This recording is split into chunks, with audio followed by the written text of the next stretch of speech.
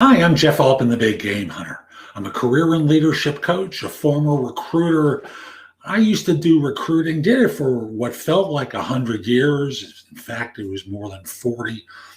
I filled a lot of positions when I did search, and now I coach people.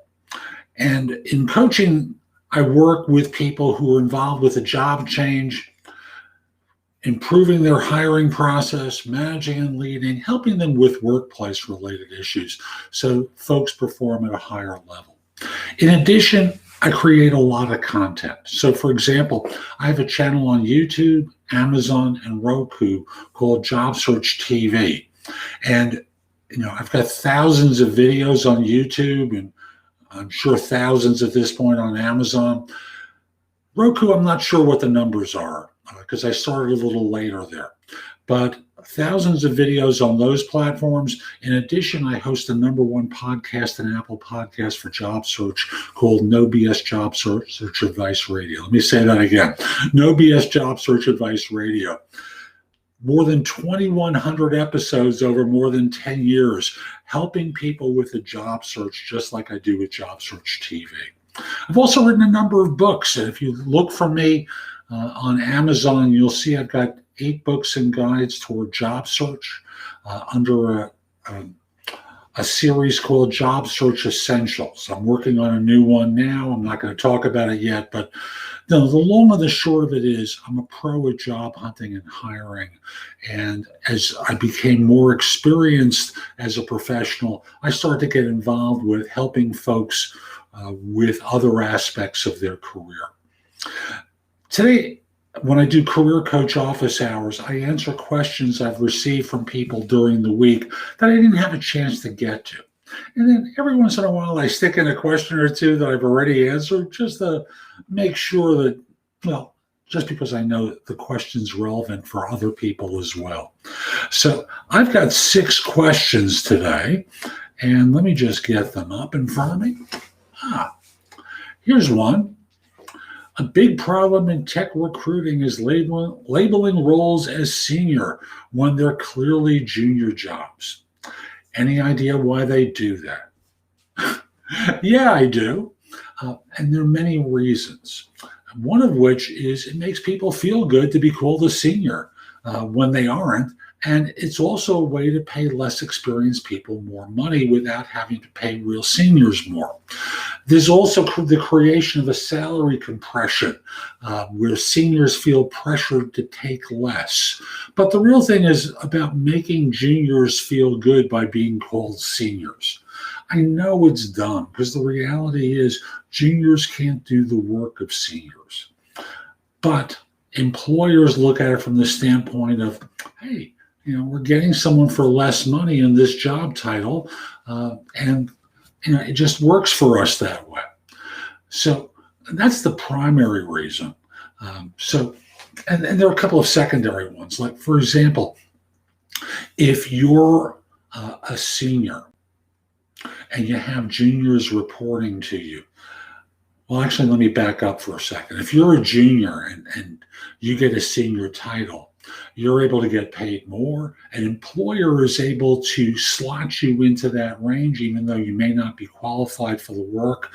And they don't have to get approval to change the slot range for a junior to increase the numbers, because that would cause them to need to increase the numbers for seniors. So they just pay you the money any way you want, and it makes it easier for them. And for a senior, like I said, there's a certain pressure. Everyone is topped at the same amount. And thus, it's a way that they can hold the line and bring people in. And frankly, it creates turnover because someone else will pay the senior more. And frankly, that firm doesn't care. Next question number 2. What do I do when a company doesn't want to pay me my worth? And I'll just simply say the answer to that question is pretty easy. Leave. Find another job because they don't value you. They're not going to pay you your worth because they think they can get you for less. So understand that. And your manager, who has no clout in this, they report to someone who may report to someone who's the real decision maker controlling the budget. Your manager's going to say things like, "Oh, I've tried, but they've got a budget. Ooh." Or, "I'm going to go to bat for you because I don't want you to go. You're really important to me." But they don't have authority. They're going to give you placebos. They're going to say nice words to you. But the question is nice words enough? Is being stroked and being treated nicely good enough to make you want to stay? And I know this may be a nice company with great work, but there are other nice companies with great work out there too that will pay you. So understand their game is to encourage you to stay comfortable. They're not dealing with inflation like you are. You've got bills to pay. You've got responsibilities. They want to hold the line because they've got bills to pay and responsibilities. And every time they can save a few $1,000s, multiply it by the number of employees. That's a lot of money. So they've established a cap on what you do. And they're going to give you those small incremental raises every year that aren't going to keep up with inflation. So the only way to get ahead of the game is to periodically change jobs, because otherwise, well, frankly, you're in a situation where you're going to lose out. And although you're being paid more, inflation's going to take away the value of your pay and cause you to not make enough. The way the system is set up, you need to change jobs every few years to get ahead. So that, I'm just going to pick random numbers. If you're a $100,000 a year person and you change jobs for 110 or 115, that's more than you would have gotten as a raise at your previous employer, right? You would have gotten a 3% or a 5% raise, 105, 103. That's it. You get ahead with the periodic job changes and the salary increases that get built on that job change. So at 115, for example, you get a 3% raise. That's more money, right? 5% raise, more money. So you're stuck in this situation where they encourage you to go look for another job, even though they're not saying that. Their behavior says that, right? So what you need to do is find another job, is the fact of it. Question number 3. Oh, here's a fun one. On a resume with similar jobs, do you duplicate a list of responsibilities for each job? Well, the issue with that is the resume gets boring. And on the other hand, if you list this, if you combine the job categories. Let's say you work for one company for the last 2 years and another company before that for the past 3 years, and you combine those, like you list them separately, 2 years here, 3 years there, and then list the same responsibilities, it kind of shows no progression. And thus they start to think why you got dead-ended. What's better for you to do is to take some time to think, because they're not identical.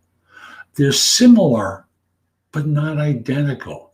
Your role and responsibilities is different. Maybe the number of people you managed is different. Who you reported to is different. Timelines are different. Think. Take the time to think instead of just saying, I'm doing the same stuff at a different place.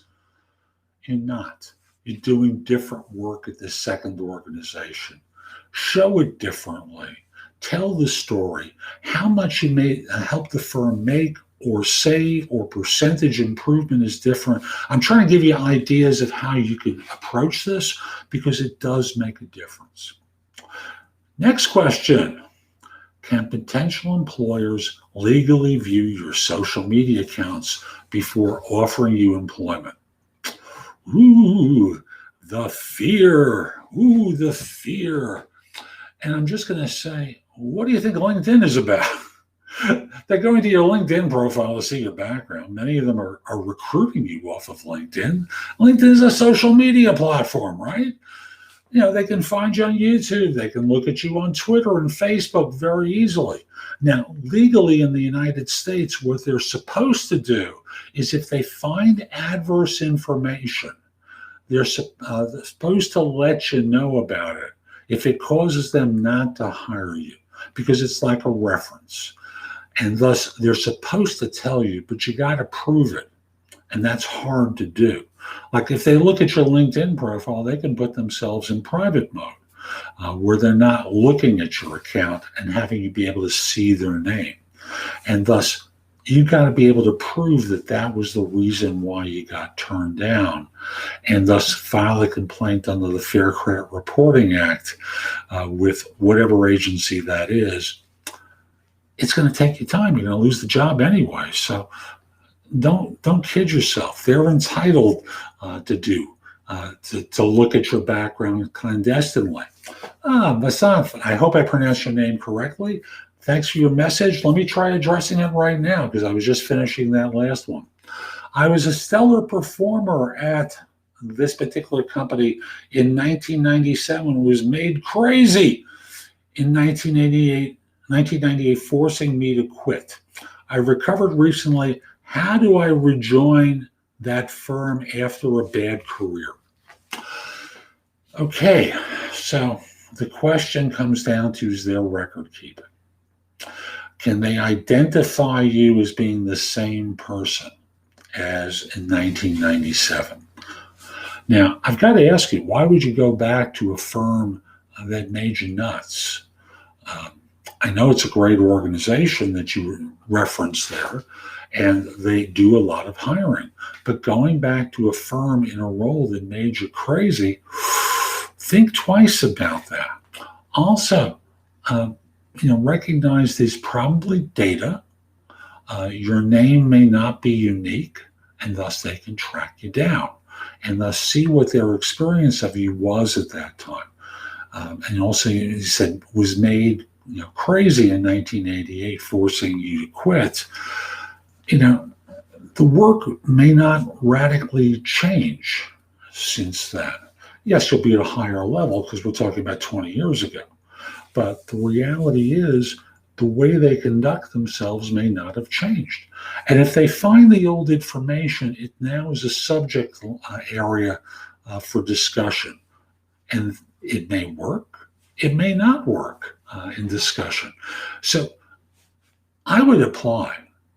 And if the subject comes out and they ask, hey, we noticed you quit in 1998, what happened?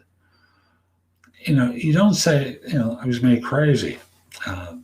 You say something along the lines of, at that time when I was much younger, I really couldn't handle the pressure of the role. I was working 70 hours a week, 80 hours a week, wasn't seeing my family. You talk in a sincere way about what happened at that time. And you then conclude by saying, today is different. I understand the responsibilities of it. I wouldn't be talking with you again unless I was prepared to put in the effort. So what you're doing is acknowledging what happened back then, and then talking about today as being different because you understand what's necessary. You wouldn't have applied otherwise, or you wouldn't have networked otherwise to try and get this interview. And that's really the best way to approach it, because otherwise, you don't want to be in a situation where you're stuck, where you're going to wind up feeling as though the same thing is happening again. So that's the way I would approach it. I hope that's helpful to you. And if there's more, or if you have other questions, folks, again, feel free to put them into chat. And let me go on to the next question. This one I loved. Is asking questions in a different fashion multiple times to an interviewer a good way to turn the tables, throw them off, or is it just bad courtesy for an interview to throw off their normal tactics? I'm going to go something different. By the way, you're welcome, Vasant. I'm going to go differently. What are you trying to accomplish? What are you trying to accomplish? I'm going to say, let me give you an example. Tell me about the job. And they tell you about the job. And now you flip it and say, oh, that's interesting. The job. Could you tell me more about that? And how about this?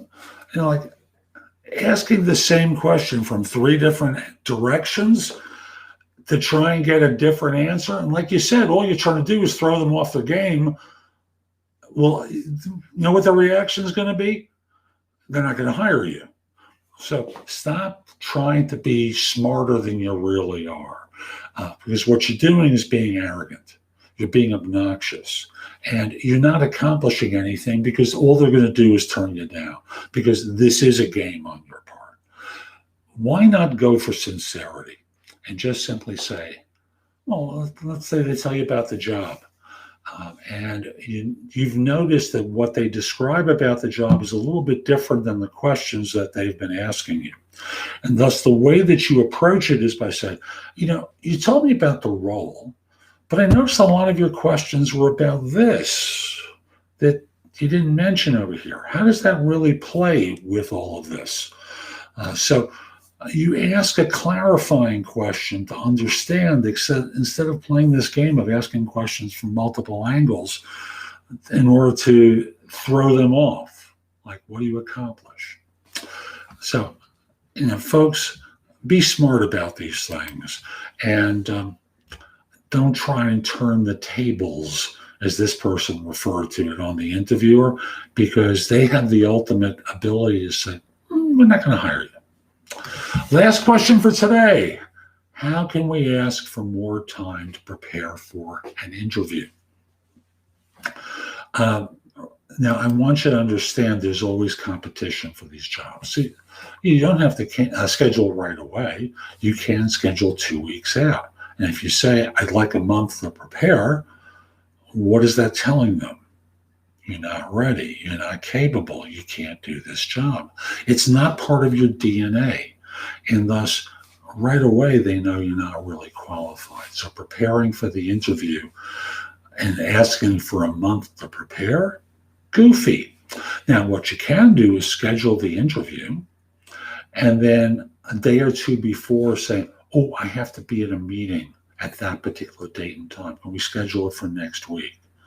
And thus, maybe you buy 2 weeks out of this, because you always want to make it seem as though you want to do the interview. But if you do something to indicate that you're not ready to do the interview, that's going to hurt you. They're not going to believe in your capabilities. So schedule, then reschedule, and that's as far as you can go. So the first scheduling is, let's say it's Friday today, you schedule for the end of next week. And then when it comes to Wednesday or Thursday, say, oh, I've got a meeting I've got to attend. Can we schedule for the following week on Tuesday or Wednesday? That gives you a week and a half to get ready. More than that, you're not qualified. So I hope this has been helpful. It's been nice to answer a live question here. I just remind you, if you've got questions for me, email me at thebiggamehunter@gmail.com. In the subject line, put office hours or career coach office hours. Include your question. I'll try and get to it before the show, but the fact is, if I can't, it's going to wind up being a part of office hours. I'll remind you, subscribe to No BS Job Search Advice Radio. 2,100 episodes. Shows come out 5 days a week with advice for job hunters good anywhere in the world. In addition, subscribe to Job Search TV on YouTube, on Amazon, on Roku. If you have Apple TV or maybe 90 other smart sets but don't have Amazon or Roku, you can subscribe to Job Search TV through the app called bingenetworks.tv, and thus you'll be able to get my show there.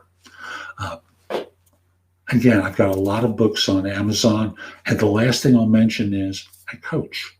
Visit my website, thebiggamehunter.us.